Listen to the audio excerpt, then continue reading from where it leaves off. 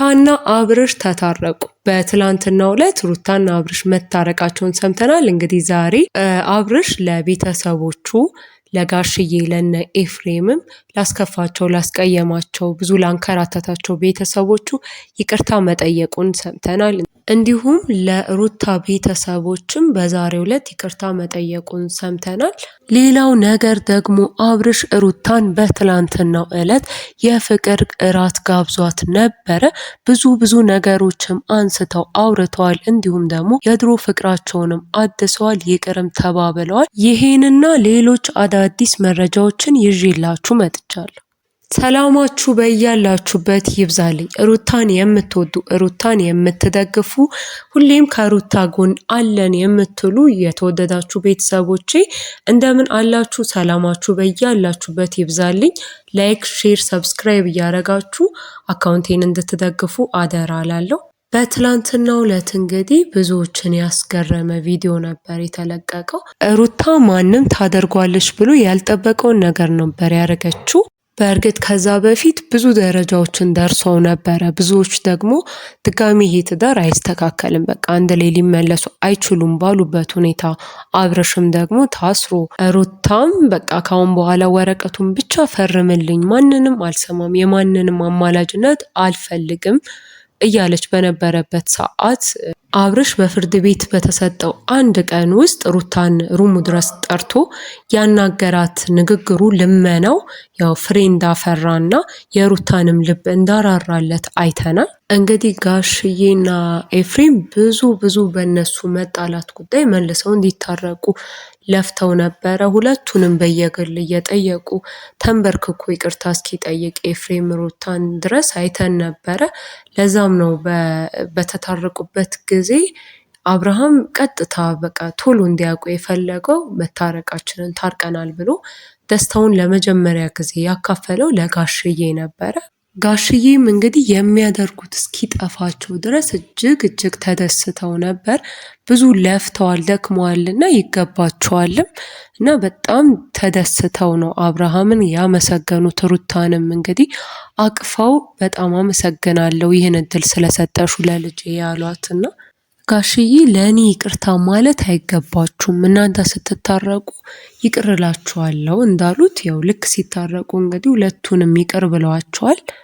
ከዚህ በኋላም የእኔ ደስታ ጤናዬንም የሚሰጠኝ የእናንተ ፍቅር አንድነት ነው፣ የእናንተ አለመጣላት ዳግም ነውና ከዚህ በኋላ አሁን ላይ ልጅ ወልዳችኋል። እንደ በፊቱ እንደ ፍቅረኛሞች ጊዜያችሁ ተጣልታችሁ መለያየትና መታቷው የሚባል ነገር የለም። ምክንያቱም አሁን በመካከላችሁ ልጅ አለና ስትጣሉ ልጄ ምን ያደርጋል ልጃችንስ ብላችሁ ቆም ብላችሁ ማሰብ አለባችሁ። ነገራችሁንም ሁሉ በጓዳችሁ ጨርሱ እንጂ ሶስተኛ ሰው አታስገቡ። እኛም ደስታችሁን አሳዩን። ልጅ ስትወልዱ ስትደግሙ ነው እና ደስም ሲላችሁ ነው ካሁን በኋላ ማየት የምንፈልገው ብለዋቸዋል። የሩታን ቤተሰቦች እንግዲህ የአብርሃምን ይቅርታውን ተቀብለውታል። ይቅርታውንም ተቀብለው ከዚህ በኋላ ግን ሩታን ልጃቸውን በፍጹም እንዳያስከፋት ቅን ልብ ያላት ልጅ ናትና እሷም ደግሞ ከሱ ሌላ ማንንም አታውቅምና እንዲንከባከባት ይቅርታ መጠየቁንም ወይም ደግሞ 10 ጊዜ እሱ ይቅርታ ሲጠይቅ እሷ መቀበሏ ለነገ ለልጇ ለትዳሯ ስትል ነውና ይህንን አብርሃም ተገንዝበ ከዚህ በኋላ ትዳርህን ቤትክን እንድትል ብለውታል። የሩታም እናት ቃል በቃል ልጄ ከዚህ በኋላ በአንተ ምክንያት ስታለቅስ ስታዝን ማየት እጅግ ደክሞኛልና ከዚህ በኋላ እንደዛ ስትሆን ማየት አልፈልግም።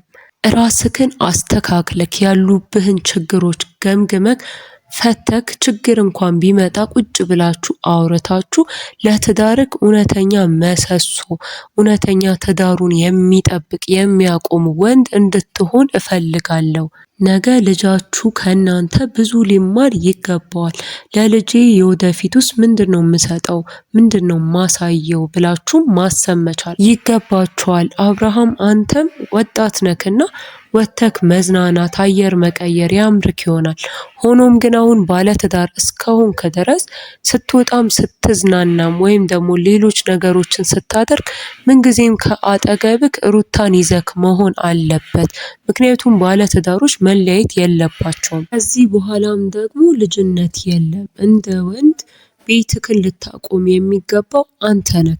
ከቀልድና ከፌዙ ቆጠብ ብላችሁ ለነገ ለልጃችሁ ህይወት መስራትና መለወጥ መቻል አለባችሁ ብለው የእናትነት ምክራቸውን የሩታ እናት ሰጥተዋል።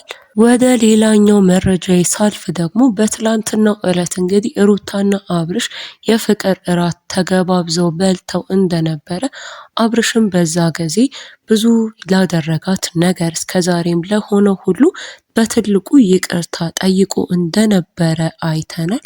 ሩታም እንግዲህ ብዙ ነገሮችን አንስታለች።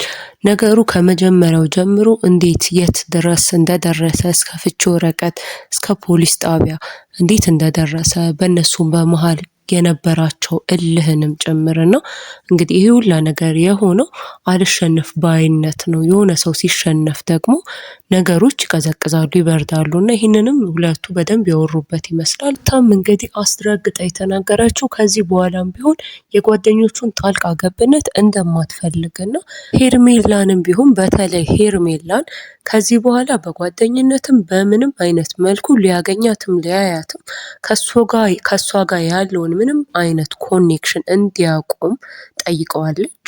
ጓደኞቹም ቢሆኑ የእሱን ትዳር ወይም ደግሞ ከሩታ ጋር መመለሱን የማይፈልጉ ናቸውና ከዚህ በኋላ ጓደኞቹንም እንዲለይ፣ በተለይ ደግሞ አሁን ላይ ከሄርሜላ ጎን ሆነው ሲደግፏት የነበሩ ሄርሜላን ሲደግፉና ትዳሩን እንዲተውና እንዲፋታ እያደረጉ የነበሩ እነ አቤል፣ ብሩክ እንዲሁም ደግሞ ራሷ ሄርሜላ ኪያንም ጨምሮ እነዚህን ጓደኞች ግን አልፈልጋቸውም እና ከኔ ጋር መሆን ስትወስን ይህን ነገር ማወቅና መወሰን አለብህ። ምክንያቱም ከዚህ በኋላ የሚያኖረን የሚያቆየን ቤታችን ትዳራችን ነው።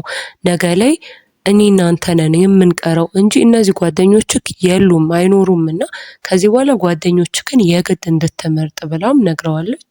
አብርሽም ቢሆን በዛ ጊዜ የነበረው የወንድሞቿን ዛቻና ማስፈራራት እንዳልወደደውና እኔንም እንደባል ከዚህ በኋላ ቤተሰቦችሽ በተለይ ወንድሞችሽ እንዲያከብሩኝ እፈልጋለሁ ብሎ ተናግሯል። በስተመጨረሻም አብርሽና ሩታ ሶስተኛ ወገን ሳያስገቡ የፍቅር እራታቸውን በልተው ወይናቸውን እየጠጡ እርስ በእርስ ያለባቸውን ችግሮች ቁጭ ብለው አውርተው ተማክረው መፍታት ችለዋል። ይህ ደግሞ እንግዲህ ለብዙ ትዳሮች ማሳያ ነው። ምክንያቱም ደግሞ ትዳሮች ችግሮች በሚፈጠሩበት ሰዓት ብዙ ሰዎች በመሃል ማስገባት ነገሮችን ያንዛዛል፣ እንዲሁም ደግሞ ነገሮች ጭራሽ እንዲባባሱ ያደርጋል እንጂ በጭራሽ መፍትሄ ሊሆን አይችልም እያልኩኝ የዛሬን ቪዲዮ በዚህ ጨርሳለሁ። ሰላማችሁ ይብዛልኝ።